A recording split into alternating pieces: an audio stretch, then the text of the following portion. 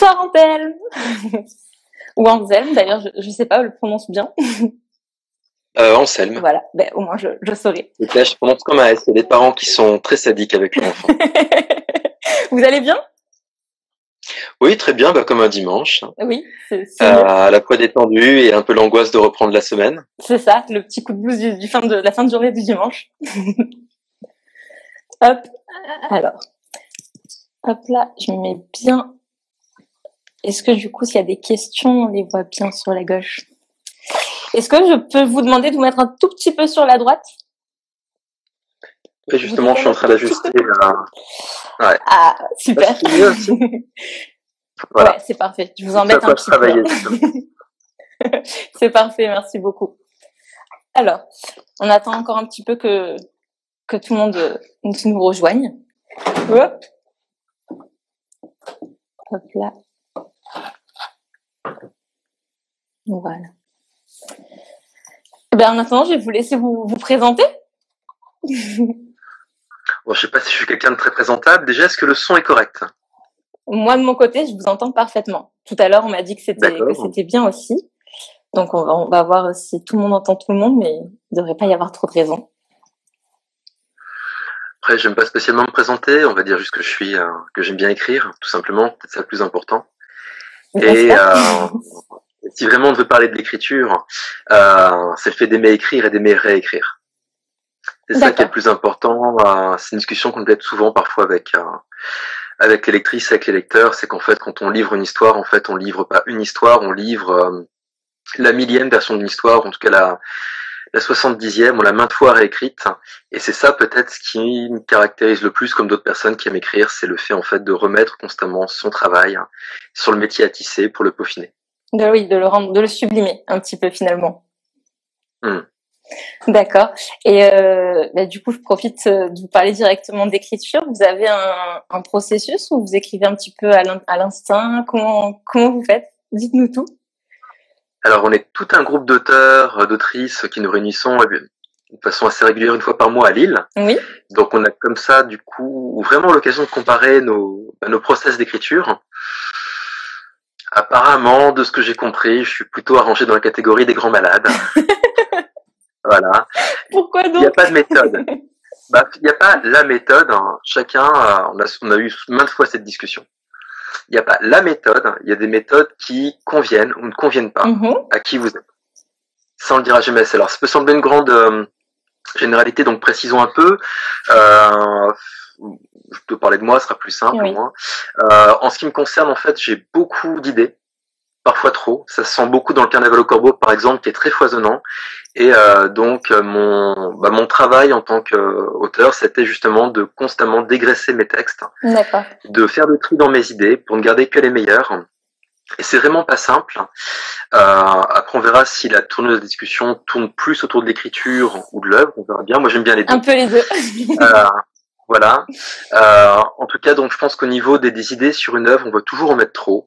Et même quand on avance encore dans l'écriture, on en met encore trop, alors qu'en fait, on est censé resserrer le propos. Oui. Toujours se poser la question, qu'est-ce que je veux raconter? Pourquoi je veux le raconter? Ça semble tellement simple, dit comme ça. Oui, c'est clair. Et je vous garantis que plus on avance dans une histoire, et plus cet objectif, on le perd de vue. Et oui, tout à fait. Et du coup, pour un livre comme Le Carnaval au Corbeau, vous avez mis en moyenne combien de temps pour l'écrire? Ça a été Là, c'était une bonne année et demie de travail. Ah oui, quand même. Une bonne année et demie, mais parce que pour moi, c'est un ouvrage, alors je l'aime beaucoup parce qu'il est illustré, parce que c'est un livre-objet, donc il y a plein de trucs très sympas dessus, mais effectivement, si vous voulez, on n'est jamais satisfait d'une œuvre. On la termine, on passe à l'autre, et on se jure à chaque fois, bon, maintenant, je ferai pas les mêmes erreurs. Et oui, bien sûr. Et donc, par exemple, pour Le Carnaval au Corbeau, pour moi, il y aurait facilement 100 000, 200 000 signes à retirer. Ah oui, tout de même. Vous n'avez pas... Je préfère avancer vers la concision. Je trouve que la concision, c'est une forme d'élégance. Ça veut pas dire avoir un style pauvre, ça veut pas dire avoir des personnages qui ont pas plus d'épaisseur qu'une feuille de papier. C'est pas ça. Mais c'est à chaque ingrédient qu'on met de se dire, est-ce que cet ingrédient a sa place dans cette histoire, ou est-ce que finalement c'est pas un fragment d'une autre histoire? Oui, parce que vous avez vraiment pas un style pauvre, au contraire. Moi personnellement, en tout cas, j'ai trouvé au sein de l'œuvre que vous variez vachement en termes d'écriture. C'est à la fois poétique, à la fois son. Enfin, il y a plein de choses qui se mélangent à l'intérieur. Donc, c'est vrai qu'un an et demi de travail, du coup, finalement, ça me semble pas si étonnant, en fait. Quand on voit la qualité à la fin, non, c'est pas étonnant. Merci beaucoup. Je vous en prie, avec plaisir. Et du coup, aussi, je profite parce que est-ce que vous avez un parcours scolaire dans l'écriture ou pas du tout? Qu'est-ce que vous avez fait avant de devenir auteur? Alors, ça n'existe pas, les parcours dans l'écriture, enfin, de ce que je savais en tout cas. Après, j'ai animé un peu d'ateliers d'écriture. J'ai vu également, par exemple, il y avait les artisans de la fiction. Vous avez aussi des autrices, auteurs maintenant qui proposent des formations.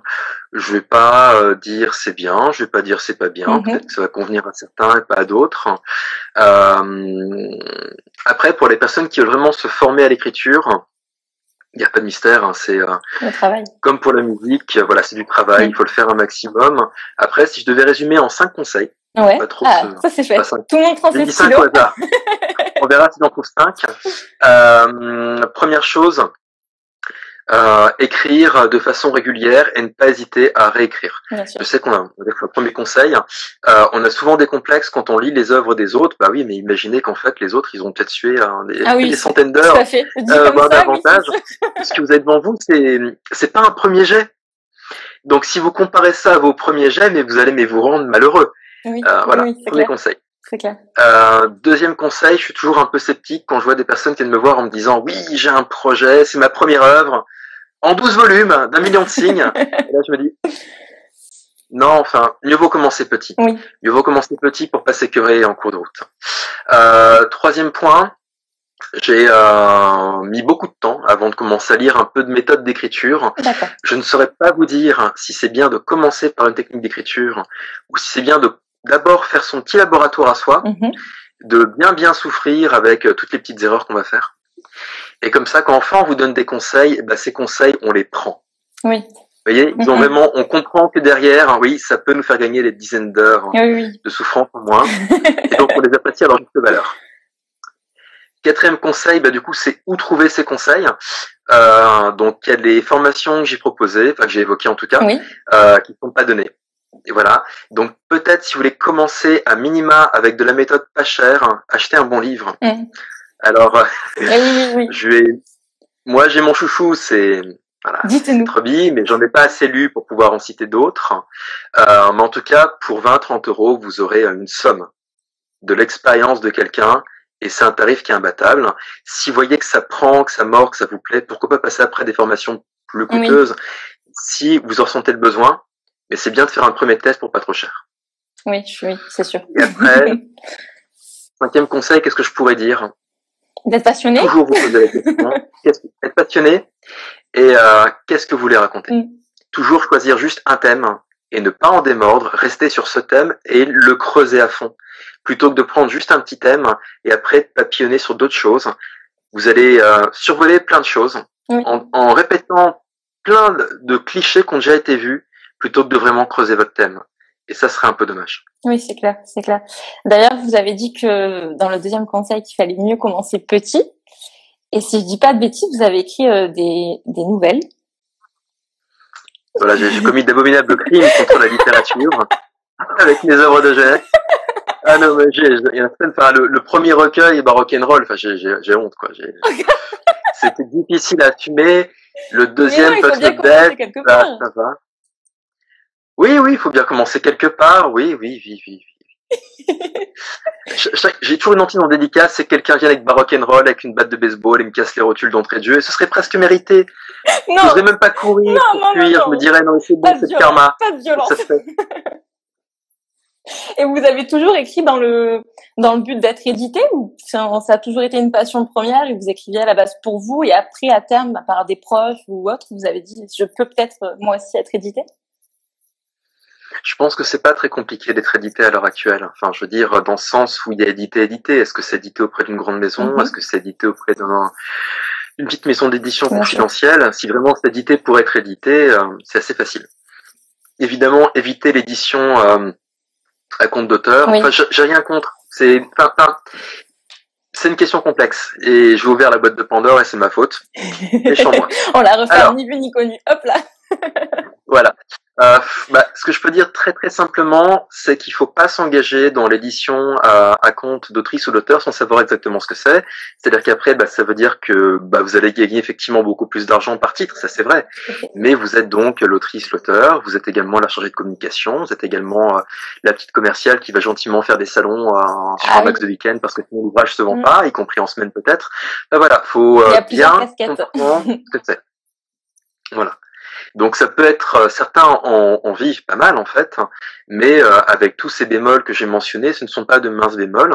Après, si vraiment vous souhaitez juste faire écrire et déléguer après à une maison d'édition le travail en fait autour, commercial et j'en passe, là il faut vraiment trouver une vraie maison d'édition et la sélection est plus rude naturellement. Oui, bien sûr. Vous avez des conseils vous à donner pour essayer de se faire éditer, des petits conseils? Tout est bon à prendre. Sur les maisons d'édition? Oui. Pas vraiment. Si, il y aurait bien pas mal de conseils. En plus, il faut que je reste politiquement correct, n'est-ce pas? On va essayer. Donc c'est beaucoup de choses tout ça. Allons-y. Première chose, ça vaut le coup de vous faire du mal à démarcher les grosses maisons d'édition ou les petites qui sont sérieuses. Oui. Dans les petites sérieuses, je mentionnerai les éditions du Chat Noir, comme par hasard, sont eux qui ont publié Le Carnaval au Corbeau, et effectivement, c'est pas une maison que vous allez trouver partout chez tous les libraires, ça c'est vrai, mais lorsqu'ils publient un titre, déjà, l'ouvrage il est soigné. Oui, vous n'allez pas avoir un ouvrage plein de coquilles avec des pages imprimées à l'envers, etc. Voilà, c'est du vrai travail sérieux. Ils font de la correction avec vous. Et des éditeurs qui prennent le temps de lire un manuscrit et d'en tirer le meilleur, il y en a tout pour ça. Ouais, c'est vrai. Donc il faut le citer aussi. Et en plus, leurs ouvrages décrochent des prix, donc ils sont quand même pris au sérieux aussi par les comités de lecture. Et ça, c'est pas rien. Ouais. Donc je pense que tout ça doit être pris dans la balance. Puis après, effectivement, les gros, tout le monde les connaît. Donc est-ce que c'est vraiment la peine que je les cite? Non. Autant plutôt parler des petits sérieux. Les gros sont déjà largement assez connus. Donc ça, c'est la première chose. Après, l'autre point peut-être, c'est de ne pas surestimer le travail éditorial fourni par les éditeurs, les éditrices. Souvent, il manque de temps, donc il vous faut des bêta-lecteurs. Et oui, bien sûr. Des bêta-lecteurs, des bêta-lectrices, et si possible, des bêta-lecteurs, bêta-lectrices un peu moins complaisants que tata, tonton, papa, maman, le chien. Les plus proches de nous sont toujours un peu moins, oui, bien sûr. La critique est moins rapide. Par exemple,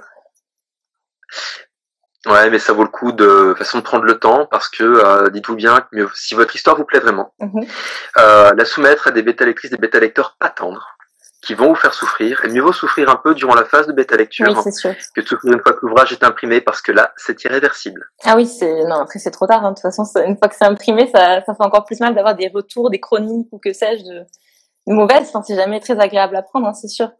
Au début, tant que c'est en bêta-lecture, du coup, on peut toujours revenir dessus.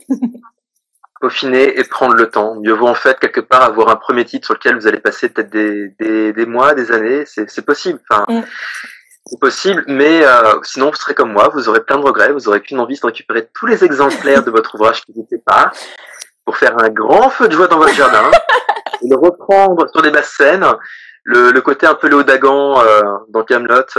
Oui, on voit, mais on a tous des petits secrets un peu enfouis qu'on voudrait oublier. Vous, ce qui est dommage, c'est que c'est à l'écrit. Voilà, et c'est fait, c'est imprimé, c'est fait. Le caillou il est jeté, c'est fini. C'est trop tard. Donc ça, c'est à vous de voir. Après, donc je conseille la communauté Plume d'Argent. C'est pas les seuls. Ok. Mais des communautés en fait de bêta-lecteurs, bêta-lectrices. Alors après, c'est bien de trouver des personnes qui vous donnent autant que vous leur donnez. Voilà, c'est un problème d'équilibre entre lecture de texte et avis qu'on vous donne. Et c'est précieux. Bien sûr. Ok. Et du coup, je passe un peu du coq à l'âne, mais la petite question qui me taraude, c'est est-ce que vous vivez pleinement de l'écriture? Parce que je sais que c'est pas nécessairement évident à l'heure actuelle. Non, j'en vis pas pleinement. Et qu'est-ce que je pourrais vous dire là-dessus? Je vais pas être politiquement correct là. Si vous abordez la question des salaires, on peut pas rester politiquement correct. Non, c'est quelque chose de très difficile dans le monde du livre. Oui, la boîte de Pandore, c'est la porte des enfers. On referme. Mais alors on y va. Non, allons-y. Alors là, vous enfilez votre combinaison en aluminium, comme sur la prochaine un volcan, et c'est parti. C'est parti. On va se brûler, je vous préviens. Dites-nous tout. Alors, la rémunération des auteurs, faut bien comprendre que c'est pas un salaire. Oui. C'est pas un salaire. C'est-à-dire qu'en fait, votre maison d'édition, elle vous jarte. Ben, il n'y a pas de, il y a pas de chômage. D'accord. Vous avez un super immense succès et vous vous dites alors là, c'est bon, je suis lancé. Oui. Bientôt Hollywood, j'en passe. Et ce succès peut très bien ne jamais se répéter de toute votre vie en fait. D'accord. Et après, vous pouvez très bien avoir des ventes qui vont décliner.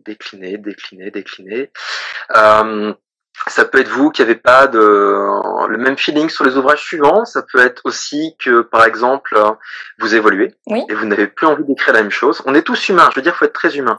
Moi, parfois, je vois des chroniques où les gens se lâchent sur les autrices, les auteurs. Peut-être qu'un jour, je finirai par répondre aussi à ce genre de chronique parce qu'il faut pas oublier que derrière le livre, il y a aussi des personnes. Tout à fait. D'accord. Même titre que derrière les écrans, il y a des humains.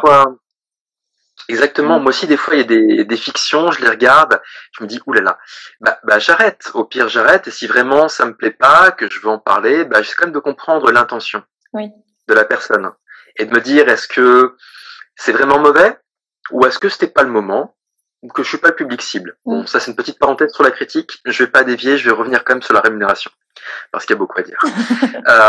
Donc, j'ai bien mis en examen un premier point. C'est aléatoire. Oui. Un deuxième point, il n'y a aucune sécurité. Un troisième point, même quand vous avez en fait des personnes qui vendent, vous vous dites, mais avec un tel volume de vente, comment peut-on ne pas en vivre?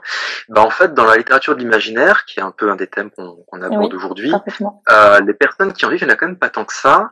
Et après, il y a vivre et en vivre. Si pour vous, c'est juste dégager un petit SMIC ou à peine mieux, oui, c'est en vivre, mais c'est quand même assez risqué, je veux dire. Oui. Et si après, dans vos projets de vie, il y a le fait d'avoir un ou des enfants, ça se complique un petit peu plus, oui, tout à fait. C'est difficile, en fait, de dire votre projet de vie, par exemple, c'est de vivre un peu au crochet de votre conjoint avec une rémunération au ras des pâquerettes et avec des revenus très aléatoires. Vous voyez ce que je veux dire? Oui, c'est jamais stable. Parfaitement. Peut-être que moi, j'aime un petit peu trop la sécurité, mais donc, du coup, je n'en vis pas et j'ai un métier à côté qui me permet de vivre bien. Voilà. Oui. Et après, c'est important. Si au moins vous vous sentez plus à l'aise comme ça aussi, c'est à vous de voir. Hein, mais c'est vrai que, de toute manière, je sais que, même que ce soit au niveau des artistes-auteurs, que ce soit au niveau des illustrateurs, enfin, tous ces métiers-là, c'est toujours assez précaire, en fait, finalement. Alors, je mettrais des petits distinguos. Après, je serais pas mieux placé pour en parler. Je pourrais en parler avec un illustrateur à l'occasion d'une illustratrice. Je pense qu'illustrateur, illustratrice, on peut plus facilement vivre parce qu'en fait, si vous voulez, quand vous remettez un ouvrage, c'est un peu le coup de marteau, si je puis dire. Enfin, c'est quand même des mois de travail. Donc, vous allez finalement pas avoir tant de contrats que ça sur l'année. 2, 3. Déjà, j'admire la personne qui parvient à pondre 3 ouvrages à l'année. Ah oui, c'est clair, tout à fait. Très admiratif. Alors que sur l'illustration, c'est plein de petits contrats. Donc, on peut diversifier les employeurs, diversifier les types de travaux, de la couverture d'albums, de l'illustration pour ouvrage, tout à fait, oui. De l'illustration de livres enfants. Vous voyez ce que je veux dire? Oui, parfaitement. On est beaucoup moins dépendant. Et donc, du coup, je trouve effectivement, on peut a priori en vivre un peu mieux. Et pour les auteurs, du coup, vous avez la possibilité de pouvoir faire des petits en médiathèque, intervenir, faire des interventions, des choses comme ça. Alors, voilà, on y vient. Deuxième point sur les rémunérations, ce qui va peut-être faire hurler certains. En fait, on vit beaucoup mieux des interventions. D'accord. Des salons scolaires, en médiathèque, juste interventions. Pardon? Les interventions et les salons, vous les mettez dans le même ou c'est pas pareil? Alors, les salons, je vais faire un raccourci un peu rapide. Les interventions, lorsqu'elles se font en salon et qu'elles sont payées au tarif de la charte des auteurs, autrices, jeunes. Donc, ces interventions-là, lorsqu'elles sont rémunérées, sont intéressantes. Par contre, effectivement, je vais tout de suite tordre le cou à une confusion potentielle. À la base, sur un salon, ou sur une délicate, on n'est pas rémunéré. D'accord. On n'est pas rémunéré, sauf si, à un moment, on invite à une table ronde et que la table ronde est rémunérée par le salon. D'ailleurs, à ce titre-là, je pense qu'on peut bitcher. On peut bitcher un tout petit coup sur le salon Livre Paris. C'est pas... Qui est un énorme salon qui refusait de payer ses intervenants. Oui. Et il y a eu un vrai bras de fer. Et ça, c'est inadmissible. Je veux dire que toutes les professions sur place soient rémunérées, sauf les autrices, auteurs qui interviennent, c'est inadmissible. Mais en sachant quand même que le salon tourne grâce aux auteurs. Oui. Oui, il tourne grâce aux auteurs, un peu comme dans l'Égypte antique, lorsque les pyramides se construisaient sur le dos des esclaves. N'est-ce pas?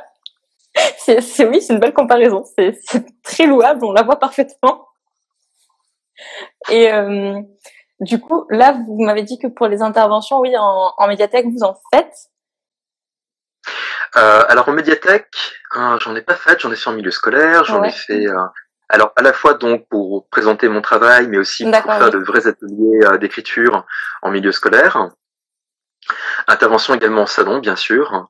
Et ce type d'intervention, en fait, comme je le disais, en termes de salaire horaire, est bien mieux rémunéré que n'importe quel travail d'écriture. D'accord.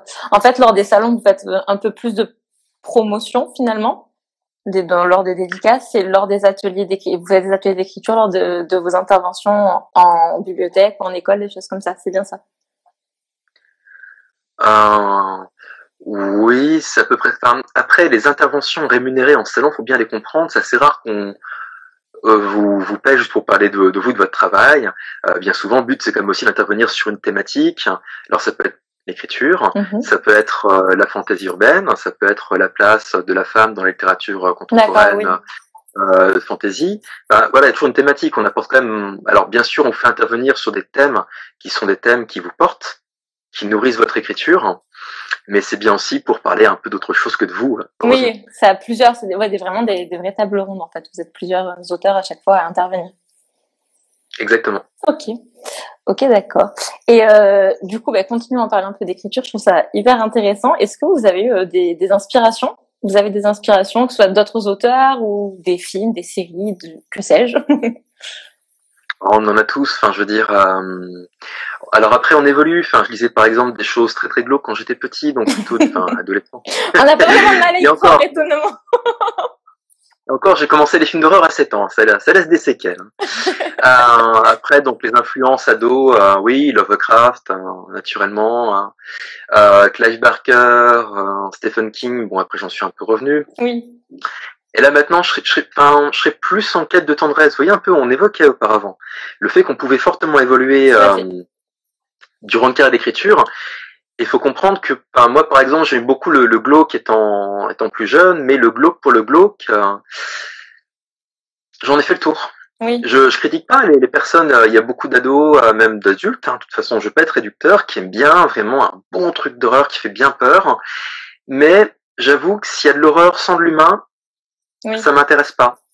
Et je prends l'exemple en série, The Haunting of Hill House, que j'ai beaucoup aimé, par exemple. Mais il y a des personnes qui ont dit oui, c'est pas de la vraie horreur, ça fait pas peur. Et ça mérite des gifles, tout ça.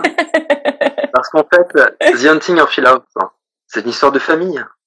On parlait de thème auparavant, faut bien comprendre pourquoi on écrit. L'histoire, elle est aussi prenante, palpitante, on aime autant les personnages, parce que c'est avant tout, en fait, un récit familial. D'accord. Où chacun dans la famille cherche un peu à trouver son rôle, cherche à puiser une base dans la famille, mais aussi à prendre son indépendance. Et c'est tout le déchirement, en fait, par rapport à une famille.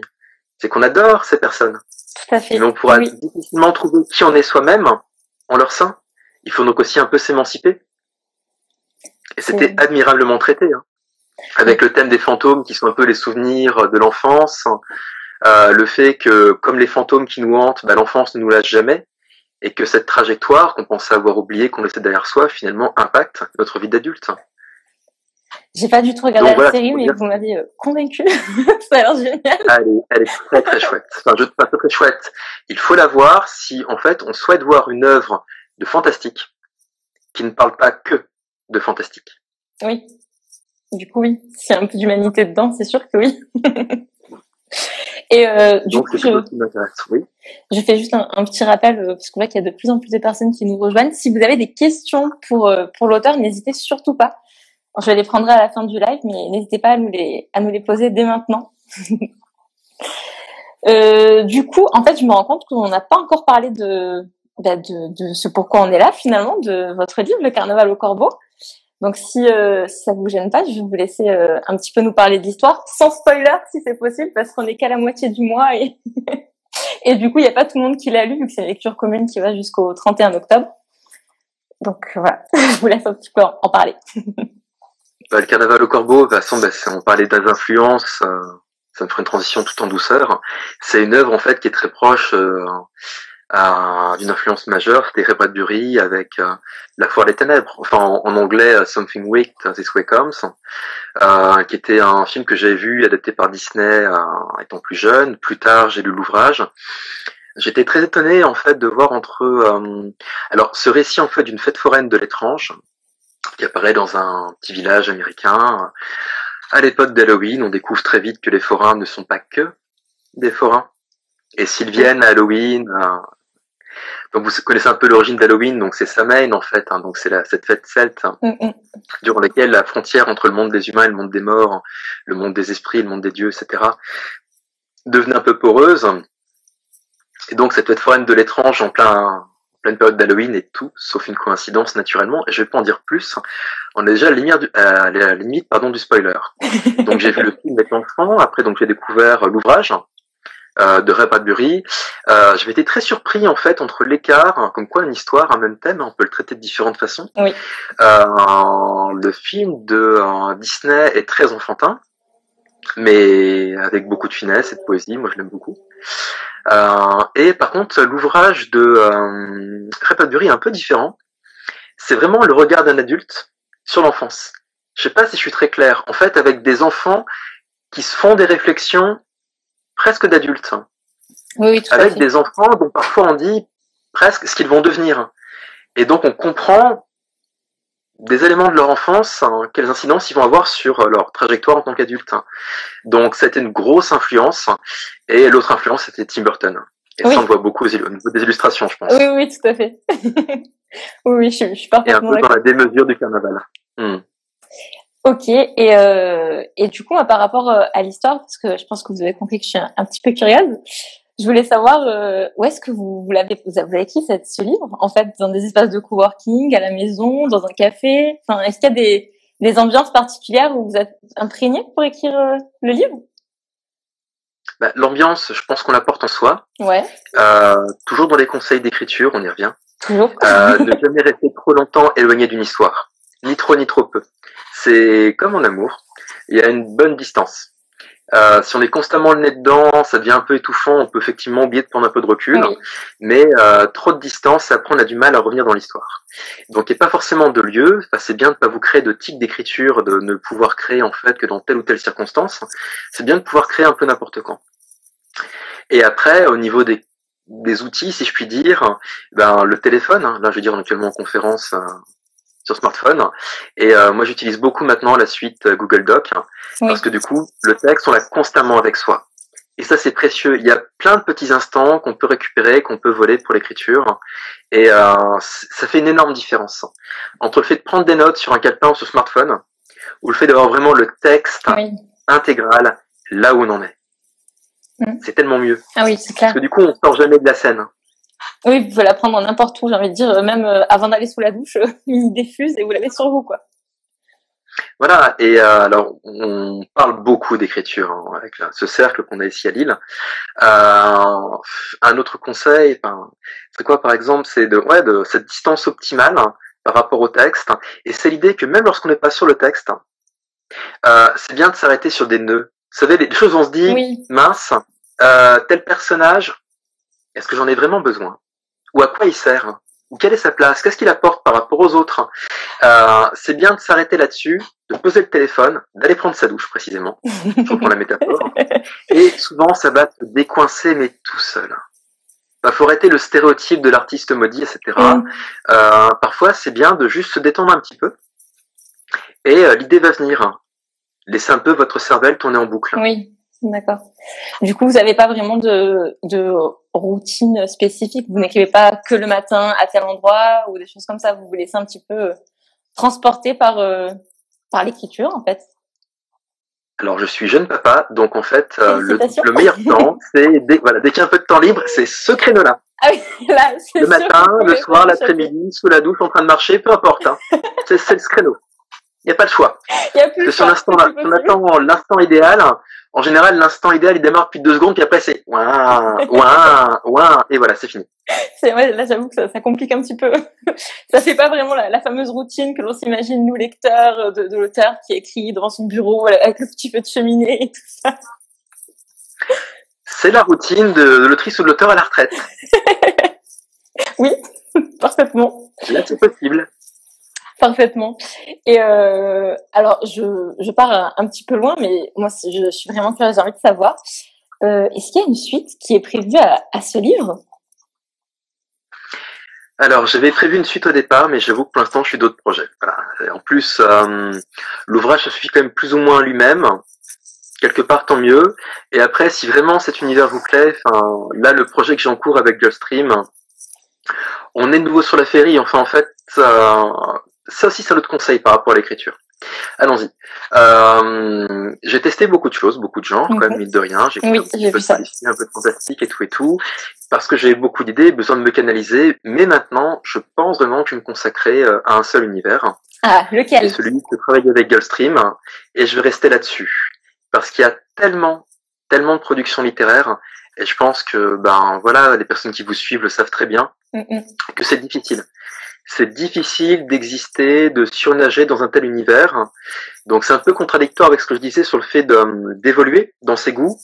Mais en fait, pas tant que ça. Moi, ce qui m'intéresse maintenant vraiment, c'est la dramaturgie. Donc c'est les relations entre les personnages. Dans cet univers que je travaille à l'heure actuelle, la magie ne peut se faire qu'à deux. Oui. Donc les relations sont bien au cœur de l'univers. Et du coup, je vais travailler uniquement là-dessus. Okay. Donc premier tome, c'était une histoire de rupture amoureuse. Deuxième tome, c'est la famille. C'est une famille avec d'horribles secrets. Trop bien. C'est le mot qu'on puisse dire. Donc de chapitre en chapitre, plus ça avance et moins ça va. Et ça me suffit largement du coup de me consacrer à un seul univers. Mais il y a de quoi faire. Ouais. Voilà, il y a de quoi faire. Pour parler un peu technique d'écriture, c'est bien de trouver un univers avec ce qu'on appellerait en anglais un high concept, un concept fort, qui fait vivre tout votre univers. Donc moi j'ai trouvé ce concept de magie qui se fait à deux. Après il y a plein de concepts potentiels sur des séries qui ont très bien marché. Je suis pas un très grand fan de Twilight, mais pourquoi pas la romance, vampire. C'est vrai que ça a toujours été deux ingrédients qui vont très bien ensemble. Et là on a choisi, pour faire un univers qui a quand même remporté un grand succès, de prendre le côté romance et de le pousser au maximum. Génial. Il y a plein d'idées fortes potentielles, le tout c'est d'en trouver une et de s'y tenir. Parfaitement. Et donc du coup là, la suite n'est pas imminente finalement. Et moi, non, c'est pas imminent. J'ai une autre petite question par rapport au livre, vraiment au type d'histoire. En fait, je sais qu'on parle beaucoup de vie après la mort, et je voulais un petit peu savoir si c'est une expérience que vous avez pu vivre de près ou de loin, si vous avez fait beaucoup de recherches là-dessus pour que ce soit aussi réel. Enfin, si vous avez vous-même eu des accès à la médiumnité ou que sais-je, c'est très intéressant en fait, et je suis très curieuse, comme je l'ai dit. Je suis avant tout un grand fan de mythologie. Ça explique. Voilà, exactement. Après, la thématique de la mort, effectivement, je me suis un peu documenté là-dessus. J'avais également d'autres projets de romans sur le thème du nécrophone. D'ailleurs, la machine à parler avec les morts, inventée par Thomas Edison. Oui. Mais après, j'ai pas de croyance vraiment là-dessus. Non, vraiment rien de particulier. Après, moi, ce qui me plaît dans ces mythologies, finalement, c'est le fait, c'est plus la démarche, de chercher un sens profond à la vie. C'est ça qui m'intéresse. Je pense qu'il faut pas attendre une sorte d'après-vie pour se réaliser. Okay. En revanche, le fait de vouloir s'affranchir des côtés bassement matériels et de se dire pourquoi je suis sur Terre, quel est mon rapport aux autres et mon rapport au monde, ça, oui, sont de bonnes questions. Et c'est plutôt ça qui m'intéresse dans les questions autour de la mort. Elles sont pas stériles, c'est avant tout des questions autour de la vie. Oui, ça se relie parfaitement. Du coup, on peut peut-être imaginer une thématique pour un prochain livre avec Gulfstream sur la vie et la mort, ou pas du tout? C'est prévu, c'est-à-dire qu'en fait, le carnaval au corbeau, la thématique des saisons est complètement au cœur également des prochains tomes avec Gulfstream. On a toutes ces obsessions qui vont un peu nous travailler d'un tome à l'autre. Et moi, j'aime beaucoup les saisons, la nature, le folklore qui va autour, alors les fées notamment qui sont au cœur de la saga avec Gulfstream. Et donc, chaque tome, est autour d'une saison. Donc, le premier tome, c'était l'hiver. Tristesse. Deuxième tome, printemps, avec pas mal d'effervescence, un peu de passion aussi, il y aura un peu de romance, beaucoup de secrets de famille. Le troisième tome sur l'automne, ce sera un tome autour de la mort. D'accord. Parce que la magie de l'automne est entièrement dédiée en fait à la mort, à la maladie, aux choses qui périclitent avant le renouveau. Ouais, tout à fait. Oui. Et le tome sur l'été, lui, sera autour de la guerre, parce que l'été, en fait, chez les Celtes, c'était des gens très joyeux, n'est-ce pas? C'était la période de la guerre. D'accord. Lorsqu'enfin tout va bien, il y a grand soleil, les ventres sont remplis, il ne fait pas froid, que fait-on? On va aller taper sur la tête du voisin. On s'ennuie un petit peu. C'est d'occupation des Celtes en été. Drôle d'occupation, ceci dit, maintenant ce serait un peu étrange. Et on savait s'amuser à l'époque. Hein. Ah oui, c'est clair. C'est clair. Et aussi parce que vous avez mis des petites illustrations dans cette œuvre, enfin, de très belles illustrations et assez nombreuses d'ailleurs. J'aurais une question concernant le travail avec l'illustrateur qui a été réalisé. Est-ce que c'était tous les deux main dans la main ou est-ce que vous lui avez envoyé le livre et enfin, comment ça s'est passé en fait? C'était des choses que vous avez déjà vous imaginé, que vous avez demandé à ce que ce soit illustré ou pas du tout? Alors c'est assez rare quand même qu'un illustrateur ait le temps de lire tout l'ouvrage pour après vous faire des visuels personnalisés, c'est possible, mais c'est pas le cas le plus fréquent, j'ai l'impression. Là, c'était plus en fait le fait de soumettre à Loïc des idées, des visuels, et il les a réalisés au fur et à mesure. Alors bien sûr, quand même, c'est bien d'avoir quasiment fini votre ouvrage avant de passer commande pour des visuels, parce que si après vous changez d'avis, l'illustrateur ne va pas vous faire cadeau d'illustration qu'il a faite pour un passage supprimé. C'est sûr. Donc attention là-dessus. Et après, on a eu également une autre collaboration sur Noces d'Écailles, toujours aux éditions du Chat Noir, où là, c'était l'inverse. En fait, comme Loïc aimait bien le résumé, sur le carnaval, je menais et lui suivait. Et sur Noces d'Écailles, c'était l'inverse. Lui menait et je le suivais. Il avait vraiment une idée bien précise sur le thème de la vouivre. Et donc, j'ai dû obéir à ses ordres pour l'histoire. Ce qui est bien aussi d'échanger de temps en temps de place. Ça peut être intéressant. Oui, c'était pas mal. C'était l'occasion d'âpres discussions sur le fait de « Oui, mais Loïc, tu comprends, s'il y a juste une seule créature fantastique et qu'elle apparaît sur les 2 pages de la fin, ça fait pas beaucoup. Donc, il faut d'autres créatures fantastiques. » C'était compliqué de le convaincre. Mais ça s'est fait finalement. Et oui. Je lui ai fait le regard du chapeauté et puis son cœur a craqué. C'est un regard qui fonctionne bien. Et pareil, je trouve que vous avez quand même une écriture qui est, enfin en tout cas moi c'est vraiment mon ressenti en tant que lectrice là pour le coup, qui est assez visuelle. Donc enfin il y a certains moments où j'ai vraiment l'impression que l'histoire elle était presque faite pour être adaptée sur grand ou petit écran finalement. Est-ce que c'est un projet que vous avez eu dans un coin de votre tête ou c'est vraiment un don qui fait que vous écrivez et qu'on voit parfaitement la scène devant nos yeux? Après, c'est pas un don. Après, j'ai parlé un peu technique, truc à faire, recette de cuisine. L'immersion, c'est ce qu'on veut avant tout dans un texte, c'est l'immersion. Et l'immersion, en fait, elle repose sur plein de techniques. L'avantage de l'écriture, on peut très bien écrire tout seul. Et finalement, c'est pas mal. Après, c'est pas le cas forcément, par exemple en musique, c'est pas le cas. Alors, c'est pas du tout le cas dans tout ce qui va être film. Et vous avez plein de corps de métier qui interviennent. Et un film, alors j'aime beaucoup le fossoyeur de film, par exemple, en youtubeur. Oui. Et il disait voilà, quand on voit le nombre de facteurs pour qu'un film soit réussi, c'est presque un miracle. Il y en a quelques-uns qui le soient. Et donc l'écriture, vous avez cet avantage, tout dépend de vous. Mais c'est aussi un énorme inconvénient. C'est qu'il faut être bon scénariste, bon dialoguiste, bon en description. Faut savoir mener un fil d'une scène, d'un début de scène à une fin de scène. Et donc, par exemple, pour les descriptions, idéalement, une description, c'est ni trop ni trop peu. Donc, c'est en fait une description qui a bien un élément central, qui fait avancer à la fois l'intrigue, s'il peut faire écho aux sentiments des personnages, c'est encore mieux, et qui sollicite un peu tous les sens. Oui. Voilà un peu la recette d'une bonne description. Alors, ça a l'air super simple, hein. Oui. Mais en fait, l'écriture, c'est danser sur la banquise. Danser sur une banquise qui est en train de se déliter en espérant trouver 1 ou 2 morceaux à peu près solides. Oui, c'est bien moins simple finalement que ce qui m'y paraît. En technique de construction, je pense que le plus compliqué, c'est de trouver avant tout sur une scène le premier ingrédient. Je dirais un peu la charpente de votre maison, sur lequel tout le reste pourrait être assis sans s'écrouler.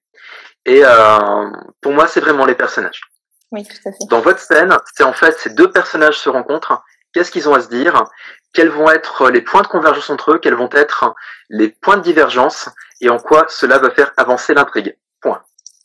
Commençons par là. Oui. Si déjà on a tout ça, après on pourra aller sur les belles descriptions, les effets de style, tous ces trucs qu'adorent les jeunes auteurs ou les jeunes autrices, mais c'est pas l'élément essentiel. On commence pas une maison en posant du papier peint. Oui, malheureusement. Et du coup, vous me donnez un arbre là finalement. Donc je prends l'arbre que vous me tendez pour savoir en fait. Allez-y. Qu'est-ce que moi la première fois du coup que j'ai lu le livre, ce qui m'a surprise, c'est le rythme des chapitres. C'est assez original, je trouve, et en fait finalement c'est au début ça m'a perturbée, j'ai eu du mal à rentrer dans l'histoire, et du fil en aiguille finalement c'est ce qui a fait que je pense j'ai adoré le livre, parce que c'est ce qui donne ce petit côté en plus que les autres n'ont pas. Et du coup, pareil, je voulais savoir finalement est-ce que vous aimez ce genre de livre, ou finalement c'est un point de vue par personnage, ou est-ce que là c'est vraiment purement votre imagination qui a fait que vous aviez envie que chaque personnage prenne la parole sur ce qui se passe? Je crois vraiment à la prise de parole des personnages. Ce sera justement la construction pour la série Chronique des 5 trônes chez Gulfstream est construite pareil, et pourtant j'ai testé différentes constructions. Avec Journal d'un marchand de rêve, on était sur une narration à la première personne. Sur Anne de Verre, un des premiers romans que j'estime à peu près correct, on avait aussi une construction quand même qui était plus froide, plus distanciée.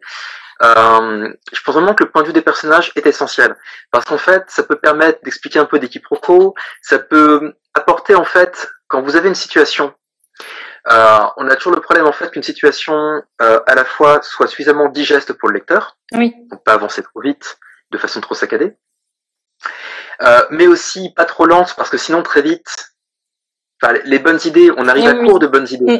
Donc quelque chose de trop long, c'est pas que c'est mauvais, c'est qu'en fait, il y avait peut-être des bonnes idées, mais qu'à trop délayer la sauce, on a dû intégrer des idées moins bonnes, et qui vont du coup parasiter l'attention et faire perdre l'intérêt.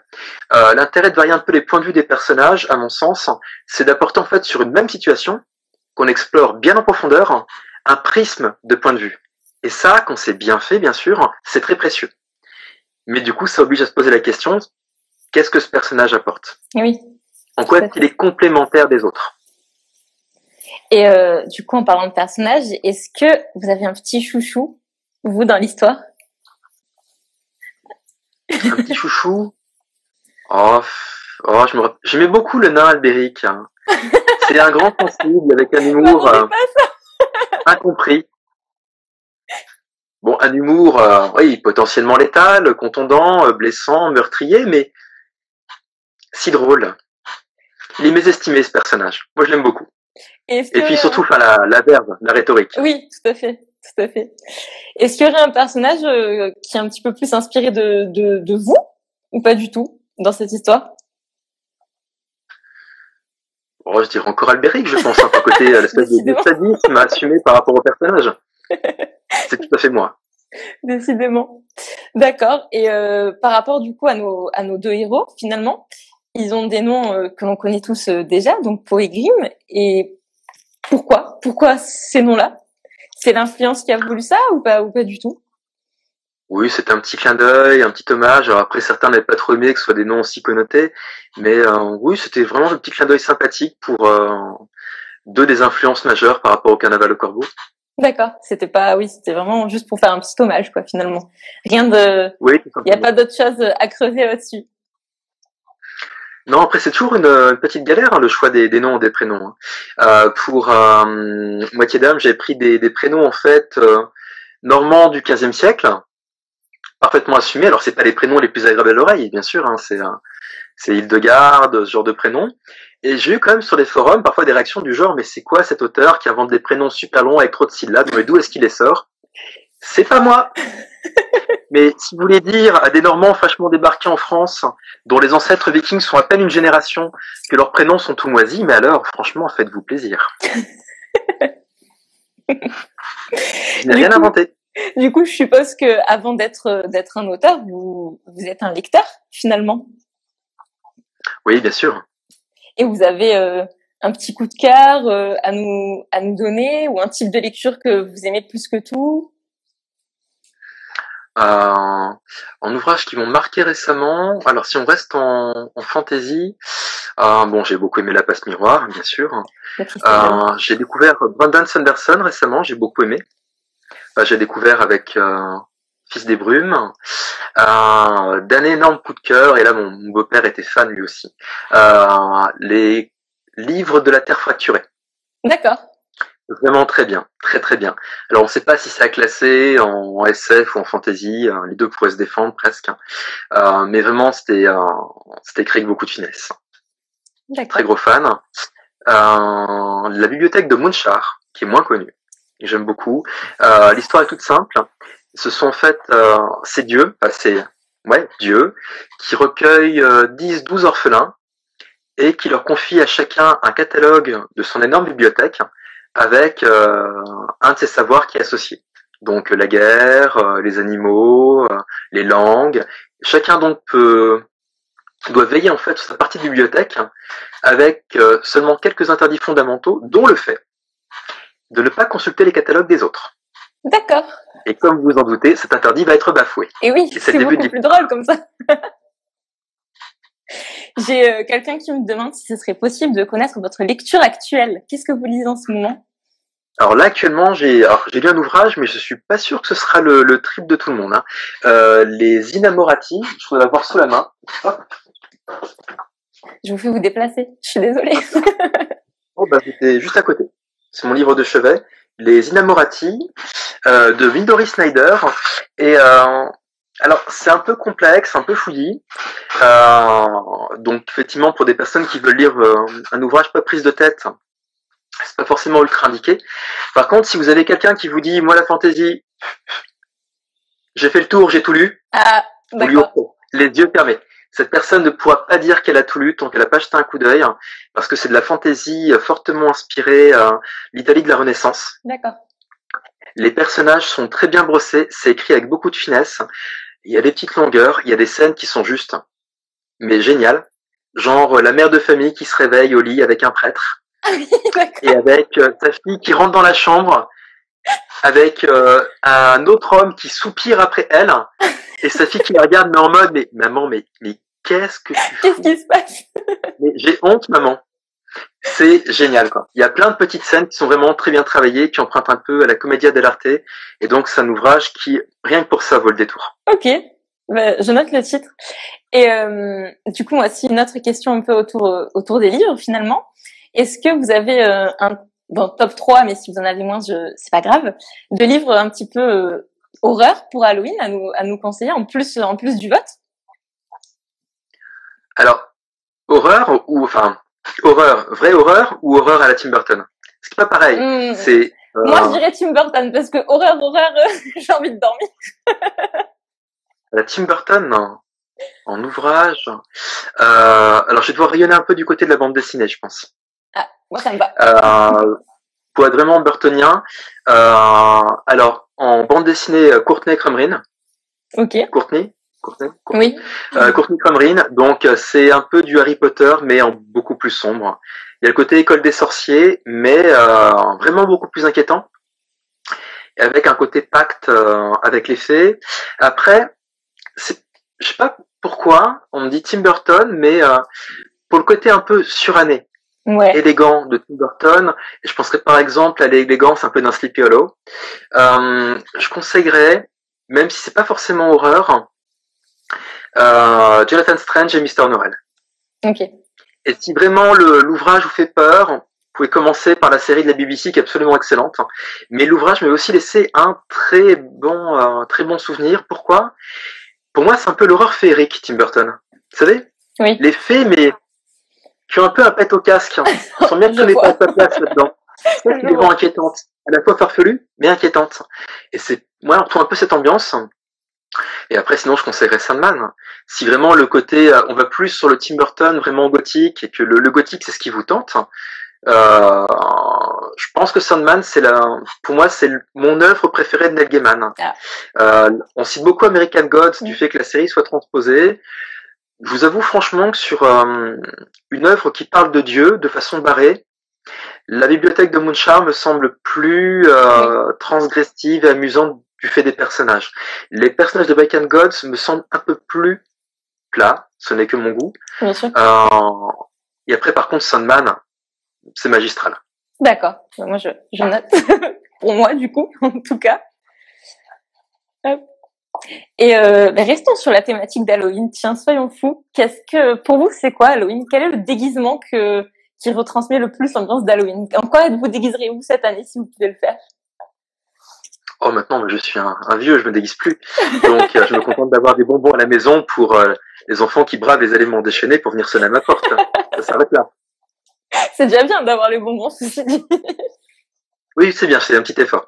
Après, par contre, à trouver des bonbons à peu près tac-tac vegan, des bonbons à peu près sains, ça va être un véritable challenge. C'est un autre sport. Voilà. Ce sera déjà ça, je pense, là-dessus, je vais me creuser les méninges pour Halloween. Et encore une autre question par rapport au livre un petit peu plus fun, c'est laquelle de créature un petit peu imaginaire que vous avez préféré vous imaginer et écrire du coup? Ne redites pas le nain. Je ne dis pas le nain. Je ne dis pas le nain. Je ne ferai pas preuve de paresse intellectuelle. Après, j'ai fait des recherches vraiment dans les œuvres de Régis Boyer, qui est un spécialiste du folklore, et Claude Lecouteux. Mais enfin, au niveau des créatures de folklore, il y en a certaines qui sont juste pas racontables. Enfin, sinon, je pense que les chroniqueurs nous peuvent nous tirer dessus à boulet rouge. Quelques exemples. Vous avez le Tadzelwurm, c'est en fait un énorme ver d'1 mètre de long, avec une tête de chat. D'accord. J'ai écrit ça dans un roman, mais qui va prendre ça? Non, mais attendez, il y a pire.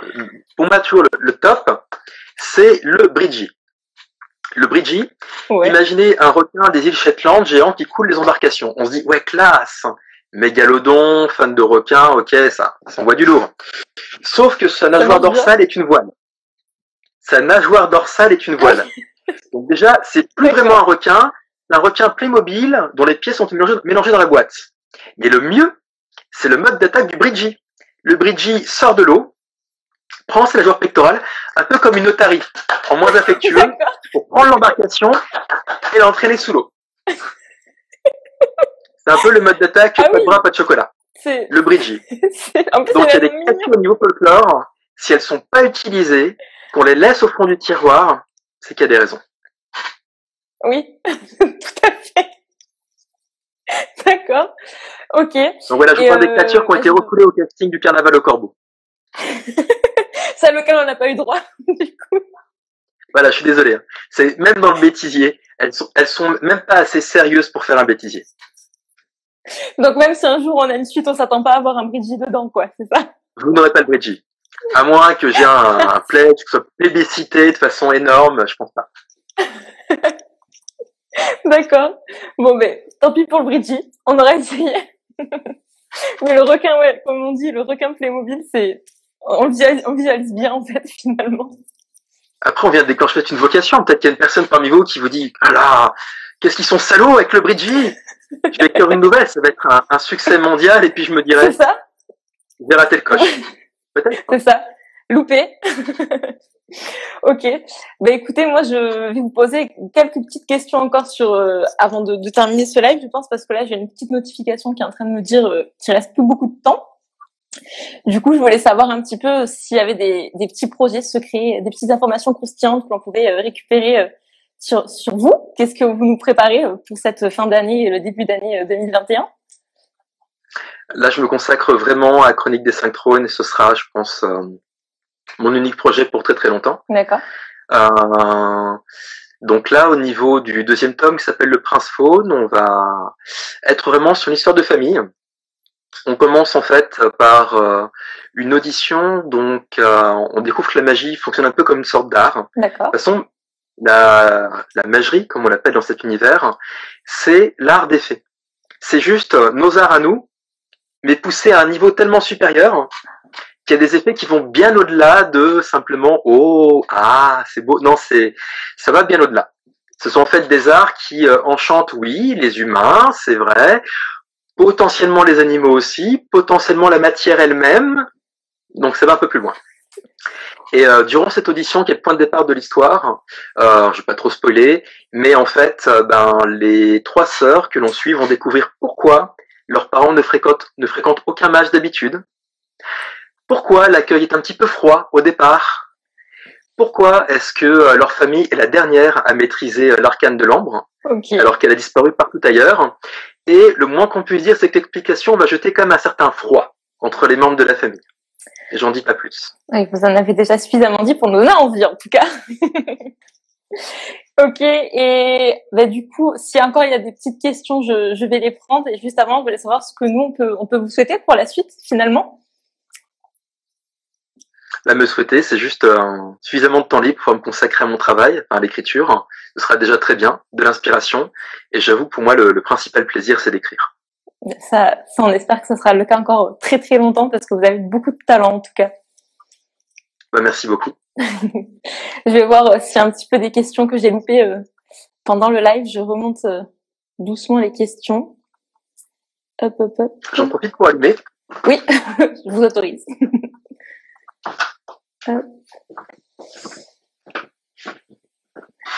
Alors, on vous a beaucoup félicité concernant la nouvelle, je pense, de votre enfant. Merci. Et voilà, non, j'ai rien loupé. J'ai tout fait. En principe, il n'y a pas eu de questions que j'ai loupées. Voilà. Écoutez, moi, je vous remercie vraiment beaucoup pour votre temps et pour ce super moment. C'était vraiment agréable, en tout cas pour moi. Ça m'a permis de comprendre plein de choses. Partagé.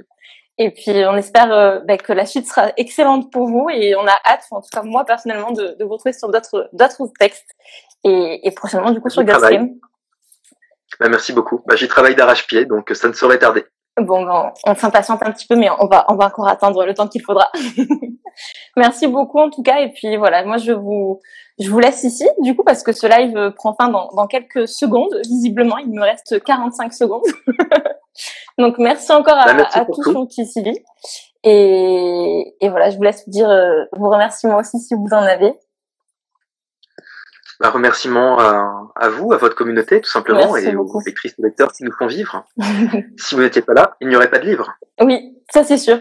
Ça c'est sûr. Et puis voilà, j'espère que ce live vous aura donné envie de lire le livre. Si vous l'avez toujours pas lu, en tout cas, n'hésitez pas à nous rejoindre. On est disponible sur le Club Bookbox Club jusqu'au 31 octobre pour parler de le carnaval au corbeau. Et puis voilà, merci à tous d'avoir passé ce petit moment avec nous. Merci à vous encore Anselme. Et puis à bientôt. Merci à vous. Lisez, évadez-vous. Merci beaucoup pour ces mots. Au revoir. Au revoir.